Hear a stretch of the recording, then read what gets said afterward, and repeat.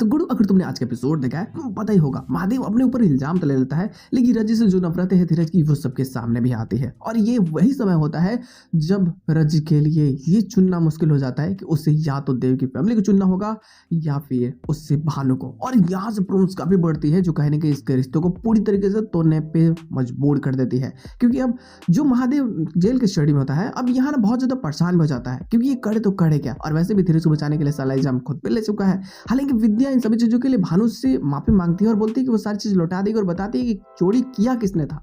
लेकिन यहाँ भानु को लगता है कि नहीं, ये झूठ बोल रही है। हालांकि विद्या ये भी बताती है कि जब आप मरने जा रही थी तब मैंने आपको बचाया था, और कैसे जैसे गुम हो चुकी थी वेल रजित उसे खोज करके लाई थी, ये सारी चीजें। बट चीजें समझ में नहीं आता, उसे बस बदल लेना होता है कि नहीं, जो है सो है, जो तुम लोगों ने मेरे साथ किया मैं छोड़ूंगी नहीं। रजी भी आती है, वो उसके सामने हाथ पैर जोड़ती है, उससे माफी मांगती है, उसे बताती है कि कल्याण ने चोरी किया है, लेकिन अपने इल्जाम इन सब पे लगा दिया है। ऐसा क्यों? को लगता है कि नहीं, ये उनके सपोर्ट से है, तो ये यहाँ पे सारे ड्रामा कर रही है जानबूझ करके, और ये यहाँ से चली जाती है। हालांकि अब रजी को समझ नहीं आता, वो करे तो करेगा। धीरज को भी नफरत हो चुकी होती कि तुमसे अगर शादी नहीं किया होता तो मनोज से तो शायद सब कुछ ठीक रहता, और अगर मेरी माँ तुम्हारी तब ये भानु माँ को नहीं बचाई होती तो अब तक मर चुकी होती, सारी चीजें ठीक होती, हम लोग खुशी रहते हैं। लेकिन तुम लोगों ने मेरी जिंदगी को बर्बाद कर दिया है, मैं तुमसे नफरत करता हूँ और मैं जिंदगी भर करूंगा। और ये बातें बोल करके वहां से चला जाता है। रजी को कुछ समझ में नहीं आता, वो डायरेक्ट भानु के पास में जाती है। हालांकि ये समय ऐसा होता है जो पूरी तरह से टूट चुकी होती है। ये भानु के पास जाने के बाद में वो यही मांगती है कि आप जो केस की है उसे वापस ले लीजिए।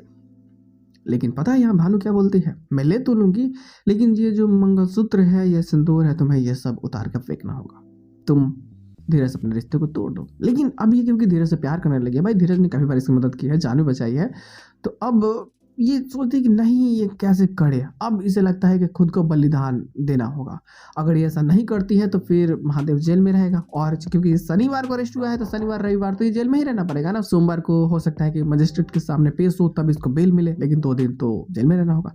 और ये चीजें अब रजी को परेशान करने लगती है। एक तरफ इसकी सारी खुशियां हैं, दूसरी तरफ समझो तो भानु का जो एटीट्यूड है, अब ये कैसे इसको संभालेगी। हालांकि स्टोरी कॉम्प्लिकेटेड है, बट ये काफ़ी ज़्यादा मजेदार भी, क्योंकि यहाँ फैसला इसे हिलौना है, या तो पूरी तरीके से भानु की फैमिली को बचा ले, या फिर सब कुछ बर्बाद होते हुए अपनी आंखों से देखे। जो वही फैसला लेगी, स्टोरी को काफ़ी कॉम्प्लिकेटेड और काफ़ी बेहतरीन बनाएगी, तो मजा भी आएगी। देखते लोग आने वाले एपिसोड्स में और क्या चीज़ें हो सकती है।